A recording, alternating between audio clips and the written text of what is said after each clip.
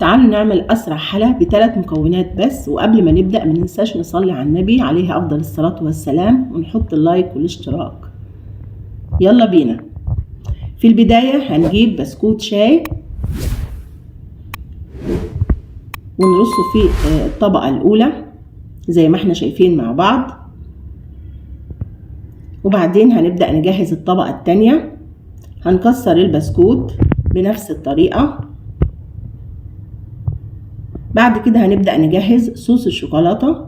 هنجيب 3 كوبايات كبار لبن ونحط عليهم 3 معالق كبيرة سكر، ومعاهم 3 معالق كبيرة نشا هرميين، ومعاهم 3 معالق كبيرة كاكاو اسباني غير محلى، ومعلقة صغيرة نسكافيه، ونقلبهم كويس جدا في البداية على البارد عشان ما يتكتلش معانا. وبعد كده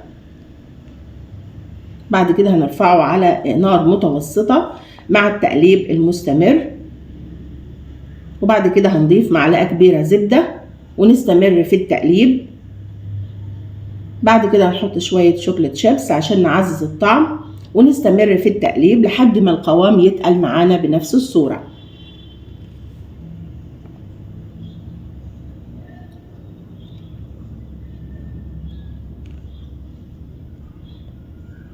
بعد كده هنضيفها على البسكوت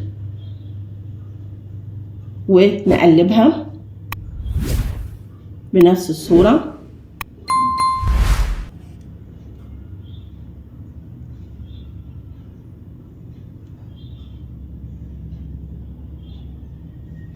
بعد كده هننزلها في الصينية، وهي دي هتكون الطبقة التانية، ونسويها بنفس الشكل. يلا بينا على الطبقة الثالثة وهي طبقة بودنج الفانيليا. هنجيب 2 كوبايتين كبار لبن وهنضيف عليهم بودرة البودنج، ونقلب في البداية على البارد، وبعدين هنرفعه على نار متوسطة مع التقليب المستمر لحد ما القوام يتقل معانا. بعد كده هنستناه لما يبرد شوية، وبعدين هنضيفه في الصينية ونسويه بنفس الصورة.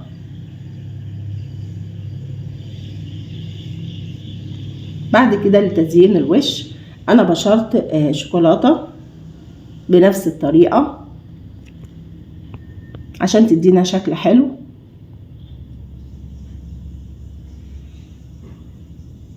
بعد كده هنبدأ ننزلها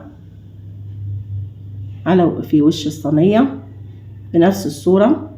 بعد كده هندخلها في التلاجة لمدة 3 ساعات، وده شكلها بعد ما قطعناها. شايفين شكلها ولا اروع، والطعم حكاية. يا ريت تجربوها وتقولوا لي رأيكم في التعليقات، وما تنسوش اللايك والاشتراك، واستنوني فيديو جديد ووصفة جديدة، ومع السلامة.